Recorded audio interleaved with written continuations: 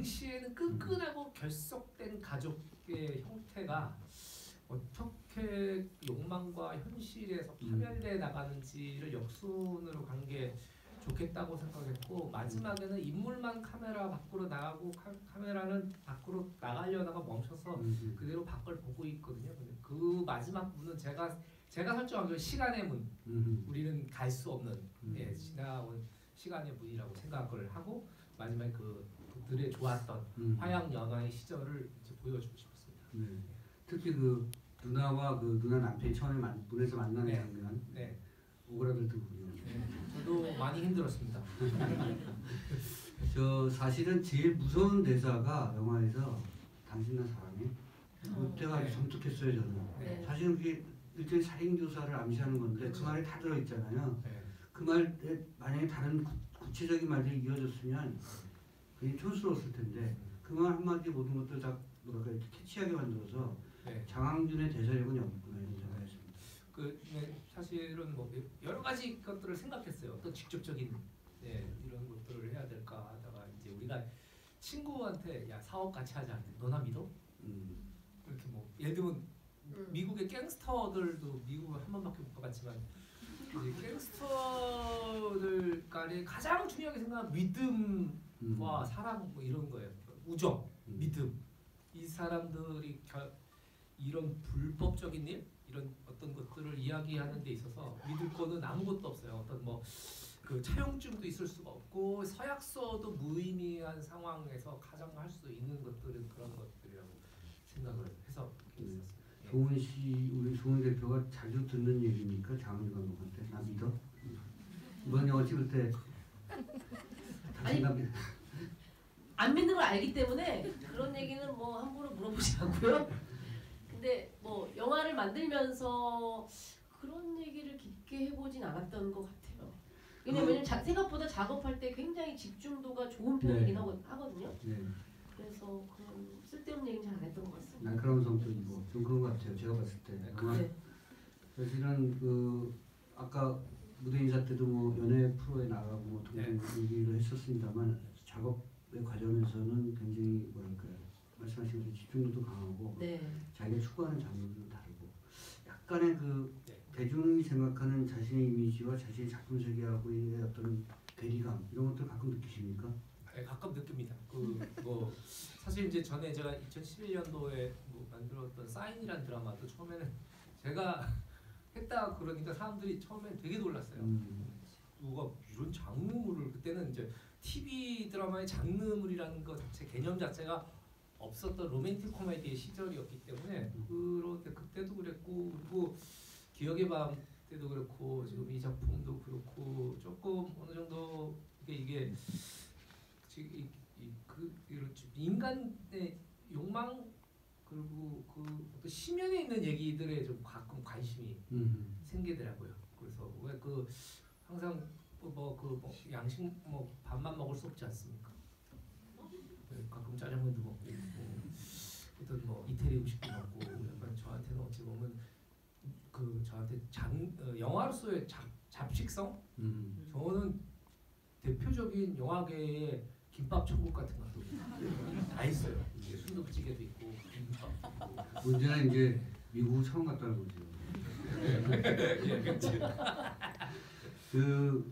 왜 불현듯 작은 영화, 작은 사이즈 영화를 한번 해야 되겠다 이런 결심하셨나요? 일단은 뭐 평론가님도 잘 아시겠지만 이제 상업영화 감독들이 갖고 있는 이 순익분기점에 대한 공포, 상업에 대한 공포, 그리고 수많은 고려들, 그리고 수많은 이 관련자들과의 각각의 입장들 이런 것들이 충돌해서 이 상업영화를 제작을 하게 되는데 그런 경우에 가끔은 생각했었죠. 진짜 내가 원하는 이야기에 원하는 스탠스를 만들어내고 있는가? 혹자는 이 장면에서 좀 이런 게 들어가야 되지 않는가? 예를 들면 뭐 어떤 배우가 있는데 내가 진짜 원하는 배우는 이 연기에 맞고 이 이미지에 맞는 배우는 A라는 배우인데 사실은 A는 돈이 안 된다. 예, 그래서 이제 B는 그렇게 맞지도 않음에도 불구하고 그래도 좀 관객동원력이 좀 낮지 않을까라고 생각해서 하게 되는 것들이 왕왕 있는 또 충무로의 현실에서 봤을 때 여러 가지 막 상업적인 뭐 이런 그 고려들 그런 것들을 최대한 좀 떨쳐내고 일을 하고 싶었던 것 같아요. 이렇게 가끔 돌아가야 된다고 생각합니다. 이제 연극하시는 분들은 TV나 영화에서 활동하다 영국을 돌아가셔야 되고 네, 감독들도 자기가 단편 시절이 있었고 네. 독립영화 시절이 있었기 때문에 돌아가는 게 되게 좋다고 생각합니다. 송원희 대표께서는 제작의 길로 들어서신 거예요? 네. 제가 사실 예능 프로그램 뭐 저희도 뭐 영수증을 시작해서 밥블레스유나 뭐 영화부장이나 또 저희 실제로 팟캐스트나 이런 관련된 모든 것들이 다 제작을 하고 있고요. 근데 이게 영화라는 장르로 조금 더 확장을 해보고 싶은 꿈은 예전부터 있었는데 네. 다행히 지금 여기 저희 제작에 참여해준 저희 프로듀서 두 분께서 영화의 경험이 또 있으시고 네. 또 장항준 감독님과는 오랜 또 저의 절친이고 제가 또 좋아하는 선배 오빠이기도 하고 해서 항상 그 작업이 좀 궁금하고 같이 해보고 싶었던 일이기도 했었습니다. 장항준 감독이 이렇게 살짝 꼬신 거 아닐까요? 작은 영화, 많이 보셨습니다. 이제 큰 영화로 덥석도 너나 믿지 이러면서 가져오지 않을까요? 너나 믿지. 그렇게 사기꾼 같진 않은데 너나 믿지 누가 믿겠어 뭐 약간 예. 사실 그 처음에 송은이 대표님도 기억하실지 모르겠지만 처음에 이제 우리가 그 여기 뭐야 용산에 있는 술집에서 용산에 있은 네네. 술을 마시다가 시작됐습니다. 이제 그 모든 사건 사단. 이런 얘기를 만들고 싶다. 타고난 이야기꾼이라는 것은 알고 있었고 거기에 제가 홀랑 넘어간 것 같기도 하고요. 홀린 듯이 이거는 그냥 자연스럽게 저희 컨텐츠의 비보와 같이 하게 되었던 것 같고 그게 처음엔 단편이었지만 어떻게 장편이 되는 것도 너무나 자연스럽게 네, 그렇게 이루어졌던 것 같아요. 원래 사기라는 것이 상대방이 눈치채지 못하게 알았다는 순간 알게 된 순간에 늦은 경우들 아닙니까? 네, 그렇죠. 이미 점을 당했다. 노렸습니다. 저희 들꽃이 이제 10억 미만의 10억 이하의 네. 작품들을 대상으로 하고 있고요. 조건은 네. 어쨌든 기간 내에 개봉을 해야 됩니다. 극장 하나라도. 그래서 이 작품을 보면 뭐 많이 열려 있죠. 감독상 후보, 네, 배우상 후보 네, 다 열려 있으니까 꼭 개봉하시기 바랍니다. 아, 감사합니다. 네. 네. 장훈 제가 심사를 안 하기 때문에 그래요? 이런 특수관계 때문에 제가 안 하는 거죠. 아, 저기 이 영화가 사실은 이렇게 우리가 좀 즐겁게 얘기하고 있습니다만 어두운 얘기죠 사실. 네. 한국형 자본주의나 비록 뉴저지에서 벌어진 일이지만 한국형 자본주의나 한국식 가족주의의 허상 이런 것들에 대한 좀 시선이 있는 작품이어서 궁극적으로 장항준 감독이 이 작품을 통해서 얘기하려고 했던 것이 무엇일까 이런 것들은 한번 진부하지만 질문을 드리겠습니다. 그러니까 뭐 지금 평론가님이 말씀해 주셨던 그 무대의 경우는 이제 사실 이제 우리가 알고 있는 이 가족 한국형 가족이라고 표현을 하셨는데 어찌 보면 가장 견고하고 끈끈해 보이지만 어찌 보면 가장 허술하고 가장 불안정한 이 규모의 사회 구성원들이 모여 있습니다. 지금 우리는 어쩔 수 없이 가족은 이래야 한다는 생각들, 개념들 때론 뭉치고 우리는 공동 운명체라는 것들 때문에 그런데 이 영화에서처럼 공동 운명체가 아닐 수도 있겠다는 판단이 들어선 순간에 그 제가 전에 어디 봤는데 여러분 묻지마 살인보다 많은 게 존속살인입니다. 네. 그러니까 사실은 대개 들어가면 조심하십시오. 아 영화의 메시지인가요? 문이라는 걸 통해서 우리의 선택의 이야기를 하고 싶었어요. 우리가 살면서 아마 많은 문을 열고 닫고 나가고 들어오고 하게 될 겁니다. 아마 수만 번, 수십만 번일지도 모르죠. 그런데 어떤 특별한 문인 경우에는 우리한테 굉장히 어떤 선택을 요구하고 그리고 그 우리의 선택의 결과로 그 문을 지나치게 되는데 우리의 선택에 대한 기로에 선 사람들에 대한 얘기를 좀 해보고 싶었어요. 선택의 얘기. 예. 맞네요. 네. 그 첫 장면에 두 남자가 술 마시는 장면은 네. 진짜 마신 것 같은데요? 처음에는 진짜 조금 마셨습니다. 근데 이제 중간에 대사가 안 되겠다고 안 되겠더라고요. 네, 왜냐면 두 분이 너무 긴장을 해가지고 그 배우 그 두 분이 경험이 많은 두 분인데도 불구하고 너무 긴장을 하셔가지고 좀 풀어주는 의미에서 이제 술을 이제 드시라고 그랬는데 사실은 굉장히 좀 찍기 힘든 그렇죠. 씬이었던 것 같아요. 그래서 두 분, 제가 기억이 저게 네. 크랭크인 하는 날 첫 네. 씬이었던 걸로 기억을 해요. 네. 네. 그래서 더 긴장을 아마 하셨던 것 같아요. 그 대사량도 그렇고 사실은 그 네. 서로 뭐랄까 이게 감정을 이입시키는 그 과정이 쉬운 네. 씬이 아니에요 저게. 상당히 또 연극적인 부분을 감독님께서 이제 연출을 그 요구를 많이 하셨거든요 배우분들께. 네. 그래서 가만히 이제 뭐 두 번 보실 기회가 있으실지 모르겠지만 그 보다 보면은 둘이 반갑게 인사하고 술 먹고 웃는 그 사이 사이에 뭔가 숨기고 있는 감정들이 다 있어요. 양자가. 네. 치우는 치운 대로 사실 하려고 여기 와서 하려고 했던 얘기는 누나에 대한 이야기였고 그리고 문석 같은 경우에는 자기가 갖고 있는 모든 고통이나 이런 것들 때문에 거의 파멸 직전에 감정을 가진 사람이기 때문에 확실히 둘 다 속내를 완전히 비치지 않고 이 두 사람의 좋은 그 화기애애한 대화는 100% 아주 오래전 과거에 기인을 합니다. 네, 챕터별로 이제 네. 그 일종의 뭐랄까 키워드를 하나씩 주는 거예요. 그래서 처음 같은 경우는 네 누나가 네가 생각하는 것처럼 착한 여자가 아니야. 예, 이게 예. 이제 키워드고 여기에 네. 뭐가 있구나라는 걸 주고요. 네. 챕터별로 뭔가 하나씩 스릴러 구조의 뭔가를 하나 주는 거죠. 그래서 그런 것들을 계속 연결시켜놔서 저는 사실은 장항준 감독이 기억의 밤을 포함해서 네. 이런 이야기 구조를 짜는데 굉장히 능하구나라는 생각을 했고요. 네. 감사합니다. 뭘 하면 그렇게 그런 이야기 될 겁니까? 그것은 그 김은희 작가의 배려와 아직 그러니까 사실은 이제 계속 이제 그 대학교 다닐 때부터 이제 뭐 영화를 하고 싶어 했기 때문에 이렇게 한 곳에 집중하지 못하고 이렇게 자꾸 이상한 상상을 하게 되는 버릇이 있었던 것 같아요. 그 어두운 면에 대한 뭐랄까 생각들을 많이 하는 거죠. 예, 뭐 그런 것도 있고 사실은 이제 우리가 재밌는 상상이라 그러면 좀 극성이 세다 보면은 사실 밝은 이야기보다는 어찌 보면 하다 보면 어두운 이야기들을 하게 되는데 예를 들면 이제 그 트레이닝을 저도 모르게 했던 것 같아요.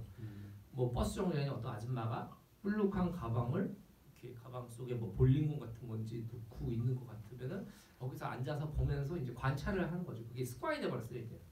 저 아줌마 가방 속에 뭐가 들었을까?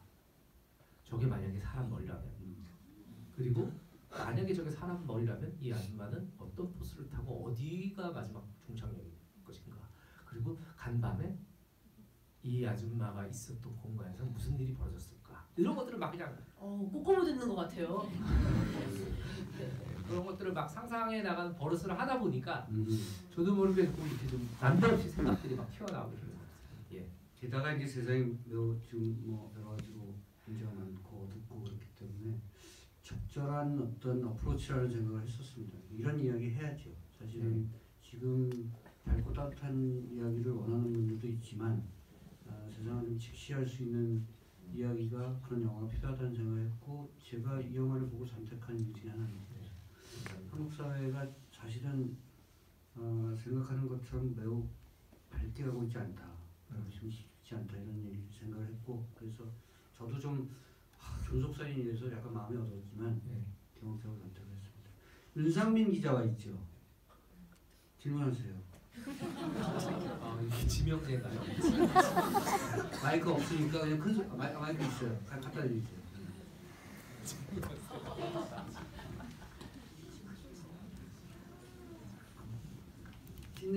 시네플레이의 윤상민 기자입니다. 안녕하세요. 영화 너무 재밌게 잘 봤고요. 시네플레이 유상민 기자입니다. 평론가님이 너무 질문을 다 잘 해주셔가지고 제가 준비한 질문이랑 겹치는데요. 그리고 찾아보니까 오픈더도가 제목이잖아요. 네. 그냥 도어라고 하셨어도 됐었을 것 같기도 한데 굳이 오픈더도 하셨었던 이유가 있는지. 사실 이제 첫 번째 챕터의 제목이었어요 원래 오픈더도라는 제목 자체가. 그래서 그 사실 이 문을 여는 순간에 모든 것들이 파멸되는 순간이 여기서 이야기가 본격적으로 시작됐으면 좋겠다. 그래서 중의적인 표현이 사실 있었습니다. 그 첫 번째 챕터에서 문을 열면서 이야기가 끝나지만 마치 여러분들은 이제 이 이야기의 문으로 열고 들어오실 겁니다. 라는 의미가 있어서 그리고 도어 그러면 너무 짧게 끝나가지고 약간 나도 사실 그게 궁금했어요. 네. 치원이 처음에 집에 도착을 해서 네. 문을 두드리는데 네. 안 나와. 네. 이게 좀 금방 안 나와요. 네. 영화적이지 않다고 생각했어요. 아, 그쵸. 역설적으로 영화적이거나 네. 집에 사람이 없나? 이런 생각이 들 정도로 한참 안 나와서 왜 그렇게 사실은 관객들이 똑같은 생각을 하길 바랬거든요. 집에 사람이 없나? 그러면 여기 집에 있던 사람들은 어딜 간 거지? 라고 생각하게 이제 좀 바랬고 그만큼 어찌 보면 이 집은 지금 뭐 온기가 없다? 사람의 온기가 없는 집이다? 어찌 보면 빈집을 두드리는 걸 수도 있다? 뭐 그런 생각에 조금 길게 간 것 같아요. 네. 감독이 자기가 한 커트 한 장면 만드는데 이렇게 많은 생각을 한다는 걸 보여주는 대목이 아닌가 싶습니다. 윤상민 기자 또 질문 있습니까? 아마 오늘 이후로 윤상민이라는 이름을 많이 알게 되실 겁니다. 없으시면 우리 관객 저기 네. 네, 오마이뉴스 시민기자로 활동하고 있는 임효준입니다. 안녕하세요. 예, 질문 드리겠습니다.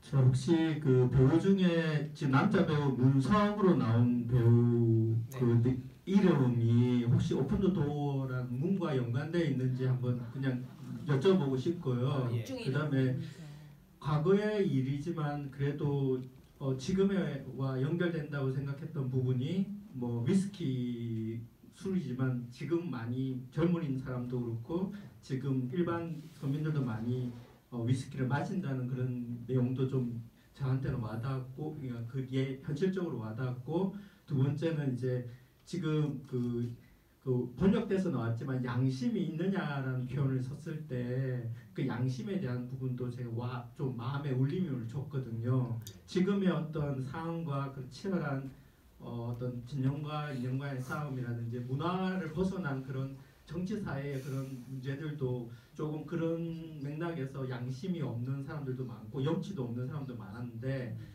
전반적으로 그런 내용을 좀 끄집어내서 확장해서 한번 해봤는데 혹시 감독님이 그런 것도 내포되어 있는지 한번 여쭤보고 싶습니다. 지금 질문하신 기자분이 오마이뉴스 네네네. 그 정말 어떤 그 언론의 정치 속을 명확히 용감하게 보여주시는 뭐 기자님 사실 뭐 우리가 흔히 이제 감독들에게는 영화는 관객의 몫이다. 네.